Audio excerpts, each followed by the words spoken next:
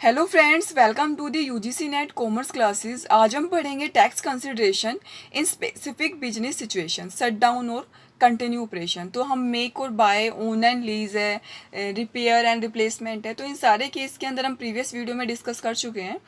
तो अगर आपको वीडियो पसंद आए तो वीडियो को लाइक, शेयर और अगर आप चैनल पर न्यू हैं तो चैनल को सब्सक्राइब जरूर कर देना और साथ में बेल आइकन को भी प्रेस कर देना ताकि हर एक वीडियो की नोटिफिकेशन आपको टाइमली मिल जाए। Okay, let's we start. Firstly देखो, शट डाउन या कंटिन्यू डिसीजन कि भाई बिजनेस को शट डाउन करना है या उसको कंटिन्यू करना है। तो ये इन फैक्टर के ऊपर डिपेंड करता है। लॉस को exist with profit in a business में suffer loss due to one of the following reason.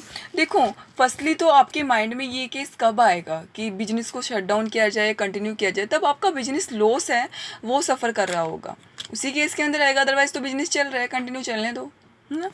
तो ये जो फैक्टर्स होते हैं, ये रीज़न होते हैं। जैसे फॉल इन डिमांड, डिमांड के अंदर कमी आ गई बहुत ज़्यादा, मतलब मार्केट के अंदर प्रोडक्ट की डिमांड ही नहीं है, या फिर फाइनेंशियल प्रॉब्लम है, ठीक है। चेंज इन टेक्नोलॉजी के अंदर चेंज हो गया, यानी ऑब्सोलेंस है, ऑब्सोलेंस कह सकते हैं। हाई रेट ऑफ टैक्स है, टैक्स की रेट है वो बढ़ गई, या मिस मैनेजमेंट है। तो इन केस के अंदर आपके माइंड के अंदर ये मतलब जो आता है कि बिजनेस को शट डाउन कर दिया जाए, उसको कंटिन्यू रखा जाए। देखो, फॉल इन डिमांड, तो डिमांड ऑफ द प्रोडक्ट में fall due to availability new product. हो सकता है जो मतलब डिमांड क्यों गिरती है, हो सकता है उस प्रोडक्ट से रिलेटेड है ना, मार्केट के अंदर नए नए सब्सिट्यूट आ गए हो, ठीक है। तो उस केस के अंदर क्या होता है, डिमांड है वो कम हो गई हो, क्योंकि उस प्रोडक्ट से रिलेटेड मार्केट के अंदर बहुत सारे कॉम्पिटिटर आ गए हो, ठीक है। तो इस केस के अंदर आपकी डिमांड है वो कम हो सकती है।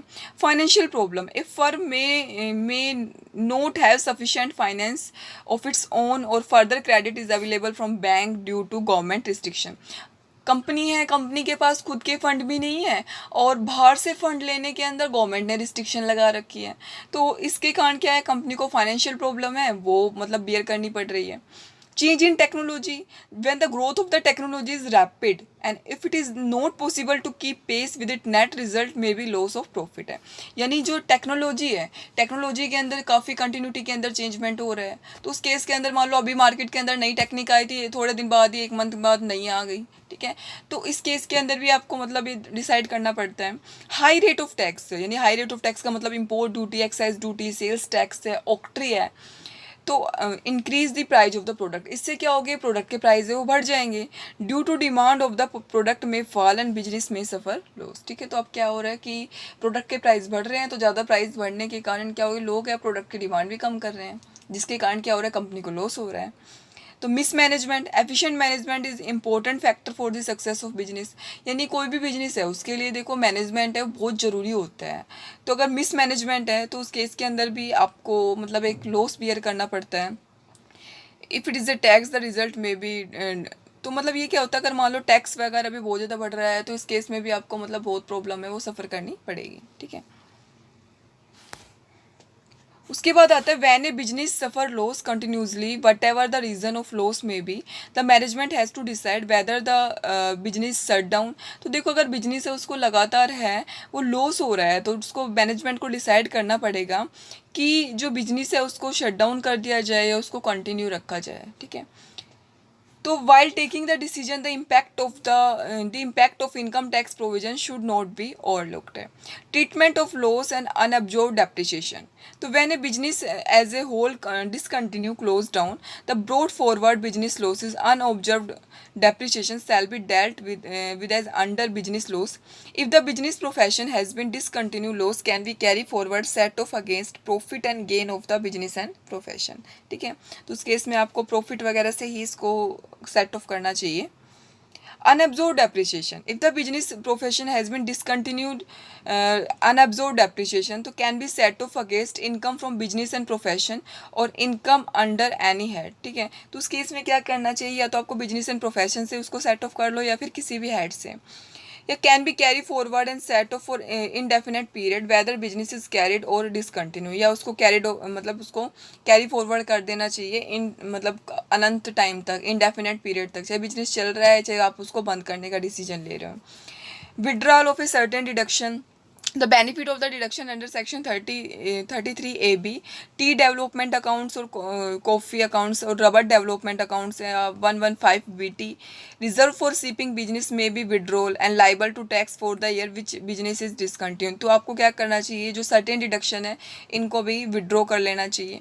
डीम्ड इनकम है, if the business is discontinued assets used for scientific research and families planning are sold. ठीक है, तो the selling price to extent of the deduction claimed shall be deemed as a profit.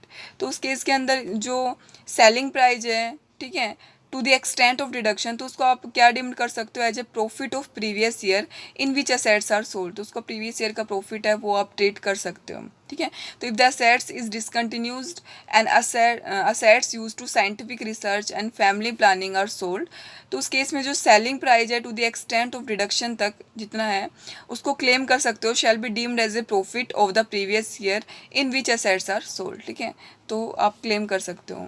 Cell of depreciable assets है कि the assets on which the assessee has claim depreciation are sold in the event of discontinue of the business. The difference between the net consideration and written down value shall be treated as a short term capital gain or loss.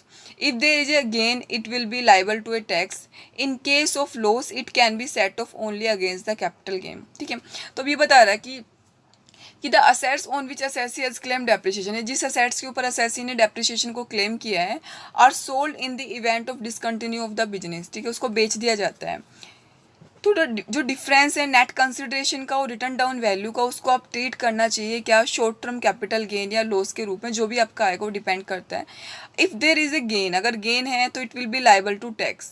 अगर देखो अगर gain है तो tax के लिए liable होगा, लेकिन अगर लॉस है तो it can be set of against the capital gain. तो इसको आप किससे सेट ऑफ कर सकते हो, कैपिटल गेन से ही है. सेल ऑफ अदर असेट्स है, when other assets except mention in 3 and 4, 3 and 4 के जो मेंशन किया गया उसके अलावा are sold, there may be long terms or short term capital gain. As the case may be, such gain is liable to tax. In case of loss, set off only the capital gain. ठीक है, तो उसको अगर gain है तो उसके ऊपर आप टैक्स पे करने के लिए लाइबल होंगे, जो 3 and 4 के अलावा जो एसेट्स दी गई है. लेकिन अगर लॉस है तो फिर आप उसको किससे सेट ऑफ कर सकते हो, उसको आप कैपिटल गेन से सेट ऑफ है वो कर सकते हो. ठीक है, तो देखो 3 and 4 के अंदर जैसे जो आपको असेट्स दी गई थी उनके अलावा ये बात कर रहा है. तो ये था हमारा शट डाउन या जो कंटिन्यू. आपको देखना पड़ेगा कि आपको किसके अंदर जो बेनिफिट हो रहा है उसी के अंदर, मतलब उसी के अंडर आप डिसाइड करोगे कि बिजनेस को शट डाउन कर दिया जाए या उसको कंटिन्यू रखा जाए. तो ये था हमारा जो tax consideration in respect of shut down and continue of business. तो अगर आपको वीडियो पसंद आए तो वीडियो को लाइक शेयर, और अगर आप चैनल पर न्यू हैं तो चैनल को सब्सक्राइब कर देना. ओके, थैंक यू, मिलते हैं नेक्स्ट वीडियो में. इसके बाद हम करेंगे डबल टैक्सेशन.